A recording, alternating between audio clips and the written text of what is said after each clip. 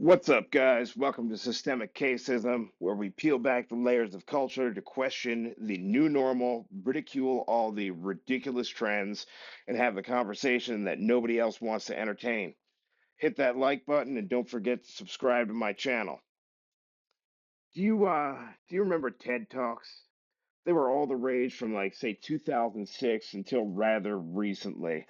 For anybody not understanding what a TED Talk is, they were discussions where people would come up onto stage and spread their ideas around and have an open dialogue.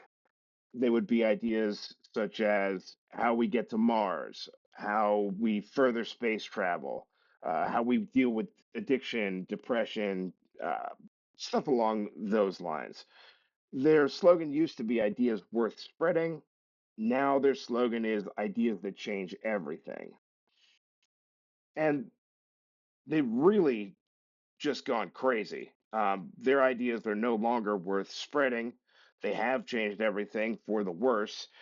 And I think it's important to realize that TED Talks have become completely insane. They had Hillary Clinton on there before they went insane. So that just tells you how insane they've gone.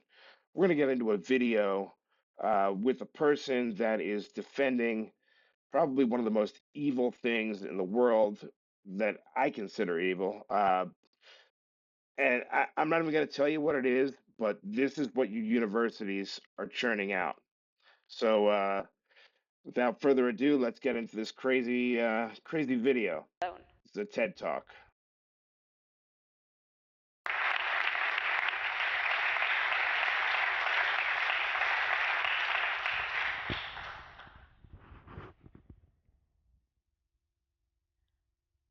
Let me tell you about Jonas. Jonas is 19 years old. He studies law in Munich. In his spare time, he likes to play. Notice the framing of this conversation. We're going to hear about Jonas. He's a 19-year-old. He studies law. He's a university student, probably upper middle class, wealthy kid. Soccer. But he's not a kid, he's an adult. Jonas has a secret which he thinks he cannot share with anyone, not even with his best friend or with his parents. He's just too afraid of anger, rejection, and repulsion. Jonas knows that he has to suppress his sexual drive for his entire life. And he also knows that there will never be a loving and fulfilling partnership that he can enter. Huh. Now, why is that? Why wouldn't there be a loving and fulfilling partnership that he could enter? Because Jonas is a pedophile. Oh, there it is. There it is. As you can see, this conversation is being held in pretty bad faith. The speaker clearly wants to set up or set the tone as one of sympathy. You ought to feel bad for Jonas. And I am not willing to entertain that. I don't feel sympathy for these people, nor should you, nor should you feel compelled or bullied into having sympathy for these people. He's only attracted to female children between the ages of 6 and 12 years. Well, that's not good. That's not something that's acceptable to me. Sorry, not sorry. It's wrong. But since he's aware of the consequences for the children, he has never given in to his sexual Never given in yet. There's always the first time. drive. What is pedophilia and what is it not? See, right here, they're doing what is being done so commonly in our day-to-day lives by the media apparatus, which is changing the definitions of things to muddy the waters uh, so that you won't know what it is. As some of you may know, there was a documentary released by a guy named Matt Walsh where he asked people the question, what is a woman? woman's a pretty simple definition. It's an adult human female. But because the powers that be have decided to go and manipulate all of our language, now a woman is, I don't know. Nobody knows. We all know, but nobody wants to answer due to the social consequences. And mark my words, that is exactly what this chick is trying to accomplish in this video, whether she knows it or not. I don't necessarily believe she's coming from this at this from bad faith. I believe that she's ideologically possessed. She's looking for a victim. She's looking for somebody to feel sympathy for, and she'd like you to feel sympathy for them as well.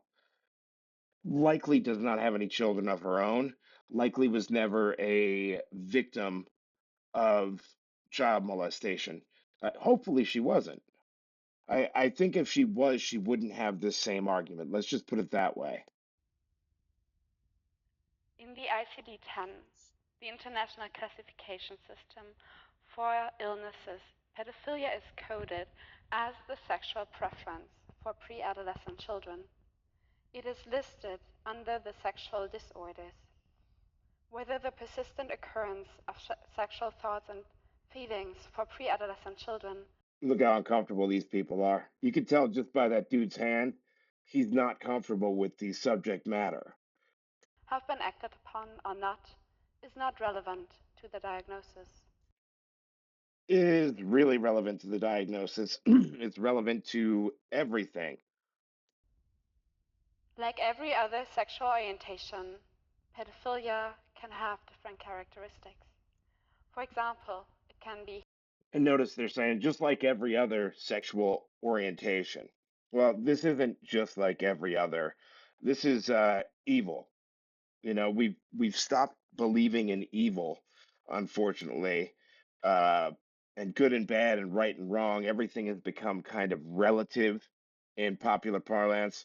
And when you stop believing in evil, evil can promulgate very, very easily and be excused and be normalized. heterosexual, it can be homosexual, bisexual.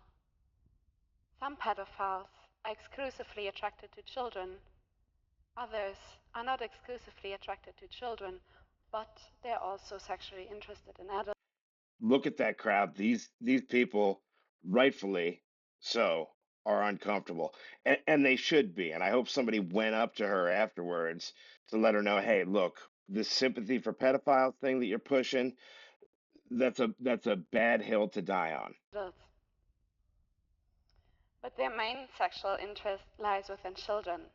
Only if this main sexual interest is given, we talk about pedophilia. The vast majority of all pedophiles are men, about 99.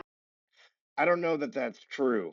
Um, I don't know that that's false either, but there's been a lot of stories in the news with women molesting male and female students, uh, specifically teachers. There's thousands of those that occur every single year. 9%. Within the male population, 1 to 2% are considered to be pedophiles. That's high. That's high. There's 8 billion people on this planet. You know, no pedophile is a good pedophile. This translates to about 60 million people worldwide. This is as much as the population of Italy or of South Africa. Well, 60 million people got to be dealt with. Therefore, pedophilia is not an irrelevant phenomenon we can't simply ignore. Chances every one of you knows at least one pedophile are higher than that you don't know anyone. I don't know about that. Um, I That seems a little far off to me. I know of one that lives in my neighborhood, but I wouldn't say I know him. Like, I don't hang out with this guy. In fact, I absolutely hate him. Um, and the people that I choose to surround myself with are decent people. The moment anybody expressed that kind of interest towards me, would probably be met with, at the very least, I'd never talk to them again. Probably be met with a little bit of violence, and certainly ridicule. We haven't found out yet why pedophilia occurs. There are biological, social, and psychological factors to it. It occurs unrelated to socio-economical status and unrelated to educational level. So generally speaking, anyone could be born a pedophile. It is crucial to understand the difference between pedophilia and child sexual abuse, which is illegal and must always be. Pedophilia is only the sexual preference for pre-adolescent children. The difference between child sexual abuse and pedophilia becomes very obvious when we look at scientific studies. Think about it for yourself. Appeal to science. Appeal to science. And I just want to say this, even people that aren't acting out on it, uh, what do you think they get off to? Likely it's CP. And in making that content, people are being harmed. Children are being harmed. So it's not as harmless as she's making it out to be here. What do you think? What percentage of child molesters are pedophiles? All of them, every single one is 100% of child molesters are pedophiles. Have a guess. Is it 20%, 40, 60, This is the stupidest maybe question even ever. 80%? It's 100%. 100%. In fact, scientific Wrong. studies indicate that only 20 to 30% Oh, yeah, yeah. of I would all love to see child what the molesters criteria are is. pedophiles. 100% of child molesters are pedophiles. This is dumb. See, and this is what they do. Science has shown, a study has shown. Which study? Which science? What were their metrics? Was it multivariate? Were the participants being honest? I mean, it's absolutely insane. Unless you're going on false convictions, I'm going to say 100% of child molesters are pedophiles by very definition. But see, this is what they do. They muddy up the water with the definitions. The vast majority of perpetrators are not pedophiles, but they're sexually interested in adults. Oh, so they're not exclusively that. They still are, sweetheart. Children can easily become victims of child sexual abuse because of their loyalty and because of ease of access. For example, a stepfather might abuse a stepdaughter because he feels anger or jealousy towards her mother. Not every pedophile abuses children, and not everyone who abuses children is a pedophile. Differentiating between these two groups is essential. If we're talking about SA and children, yes, they are. Let me be very clear here. Abusing children is wrong without any doubt. I'm shocked that she would admit that because we seem to be doing an awful lot of abuse of children these days through certain surgeries, um, through large scale efforts to demonize certain groups of children, to pit them against one another, to mess with their curriculum at school, to sexualize them at a very early age by introducing things like drag queen story hour. So, thank God she's saying it's wrong. But again, her definition of abuse is probably, you know, I, I'm guessing it's probably pretty transient. It goes with the wind. But a pedophile who doesn't abuse children has done nothing wrong. I want to quickly I beg to summarize differ. where we are at the moment. According to current research, pedophilia is an unchangeable sexual orientation, just like, for example, heterosexuality. No one chooses. No, no, and no, and no. I agree that it's unchanging, which brings up kind of an intractable problem. What do you do with these people? because as of right now, as a country, we're doing a horrible job. They get locked up for minimal amounts of time. They're isolated. The recidivism rate is really, really high. And other than plotting them out on a map to let you know where they all are, the United States is not doing its job in really coming down and slamming the hammer on these people, which they 100% deserve. And my suspicion is that the reason that we're doing that is because so many of the people in charge are they themselves pedophiles. Chooses to be a pedophile. No one can cease being one. The difference between pedophilia and other sexual orientations is that living out this sexual orientation will end in a disaster. So let's think about Jonas again. How can we help him We not to can lock cause him up. such a disaster?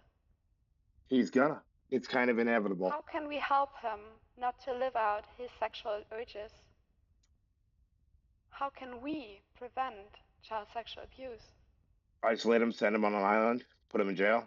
In fact, scientific studies indicate Enough with the that one of scientific the studies. strongest predictors for child sexual abuse committed by pedophiles is social isolation.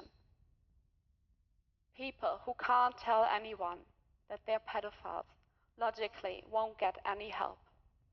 For example, they can't tell their friends that they can't go to the beach because children in swimsuits might be there as well. They can't get support for situations they might not control entirely. And they can never be completely frank with someone else. We can make a difference for Jonas. We, as a society, can be there for him. Again, the society has to be there for the person that's in the wrong. You know, asking, we ask an awful lot that society does that, frankly, is absolutely ridiculous, At the moment, we live in a world that already excludes pedophiles because of as his they should preference be. alone. Someone who is lonely and excluded from society has little to lose and is at much higher risk to commit a crime, like, for example, child sexual abuse. We can make Jonas feel that he stays a valuable member of our society, although he's a pedophile. And this is where I have the problem. Is he a valuable member of society? I mean, to just brush it off, to me, that's one of the worst things in the world that you can be. And to just sort of brush it off as in like, hey, let's just have him be open about his attraction to children and accept him into polite society and hope he doesn't offend seems like pretty, it seems like a pretty bad solution. Now, I don't know what the solution is, but I do know it's not that. Right now, most of us feel discomfort when we think about this scenario. And most of us feel discomfort when we think. This is the problem. See, this girl is a byproduct of our universities. This is where our universities are at right now. This is what they're churning out. People that think like this. They have a Marxist worldview where if you're in the victim class, which they're trying to do with pedophiles, they're trying to frame the pedophile as a victim of his own circumstances, as a victim of societal norms. And when you do that enough, you get a sort of pulling towards this idea that it's society's fault that he's doing what he's doing, and you forget about the real victims, which are the children whose lives have been ruined.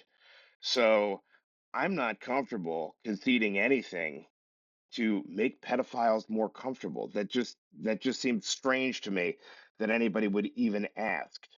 Uh, People that are her age can hold these ideas because they do not have any children. They've never looked at a 5-year old as their own and thought about what it would be like if they were put into that situation. Uh, I really can't think of much that's worse. I mean, you could say murder. Murder is really bad, uh, but when you essay a child, you're murdering their innocence. You're giving that person something that they're going to have to contend with their entire lives. And to be so flippant and nonchalant about pedophilia and to try and normalize it is just frankly insane. Think about pedophiles. But just like pedophiles, we are not responsible for our feelings. We do not choose them, but we are responsible for our actions. And we must make a decision. It is in our responsibility to reflect and to overcome our negative feelings about pedophiles. Wrong, wrong, wrong, and wrong. Nope, it's not my responsibility to get over my negative feelings about pedophiles. That's absolutely insane. That's unreasonable. See, this is the point where you go, nope, I can't listen to anything that you say because you're putting the burden of pedophilia on society as a whole for this person being uncomfortable being it. If you get what I'm saying, it's very strange the way that these people think, but in their worldview, uh, any sort of mental illness or malady is a result of society not accepting that thing that they do. And to treat them with the same respect we treat other people with. I have an impossible time doing that, and so should you. We should accept that pedophiles are people who have not chosen their sexuality and who, unlike most of us, will never be able to live it out freely if they want to lead an upright life. I'm supposed to have sympathy because this person is a pedophile and feel bad that they can't act out their wishes. No, I don't even think she realizes what she's saying, but this is completely insane. It's completely twisted. But at the university system, they condition them into this type of thinking. I'm sure that this girl is not a bad person. I'm sure that she means well. What she doesn't understand is that her ability to think critically has been hijacked and replaced with Marxism. And you don't even have to take a class on Marxism to become obsessed by its ideology. You just have to be around it enough, which unfortunately, any of the liberal arts colleges that are out there today are, I don't want to say any of them, I want to say most of them are cesspools of communism and cesspools of Marxist thinking and bad ideas. We should accept that pedophilia is a sexual preference, a thought, a feeling, and not an act. We should differentiate between child sexual abuse and pedophilia. We shouldn't because they offend. And if they don't offend and they're keeping it all to themselves and they're not doing anything, then they need to figure out a way to get over that. We shouldn't increase the suffering of pedophiles by excluding them, by blaming and mocking them. By doing that, we increase their isolation and we increase the chance of child sexual abuse. Do you ever think of the fact that maybe they should be isolated? I don't want anybody that's a pedophile around my kids. Not certainly not to make them feel better. This is insane. Only if they make themselves recognizable, because they're not afraid of punishment, of anger and rejection, can we better understand the causes of pedophilia and we can improve their treatment. We can help them accept their sexuality and help them learn to refrain from acting on their sexual urges which cause harm to children. We can encourage them never to commit child sexual abuse. We can help them refrain from entering dangerous situations they might not control entirely. And we can prescribe medication. This approach has already been successful. In the Where? last 10 years, more than 9,500 people have received help in a prevention network called Kein Täter werden, which means don't offend in English, at university hospitals in Germany. The last survey shows that 98% have never committed child sexual abuse. Unfortunately, this program is not gonna eradicate child sexual abuse, but it is the first step in the right direction. Pedophiles who have received treatment have a better understanding of who they can turn to in order to prevent abuse before it happens. Most of you might ask themselves now, why is she telling us that? 5 years ago, I first heard about Jonas's life. Prior to that, I have never really thought about pedophilia, and I had just adopted the prevalent societal view about it without never really questioning it. Did it occur to you that the societal view was correct? They spend so much time wanting to change absolutely everything of tradition and everything that was done in the past without ever asking themselves, were they right? I felt anger and disgust about pedophiles. As you should. My perspective has been completely changed Through college. Through college. Her perspective on pedophilia was able to be manipulated through college. by hearing Jonas's story, hearing about his cruel fate, and understanding the difference between child sexual abuse and pedophilia. As a medical student with a background in psychology, I There it feel it is. as my responsibility to help others overcome and escape wrong stigmatization and to have a positive impact on our future society. You should stigmatize pedophiles.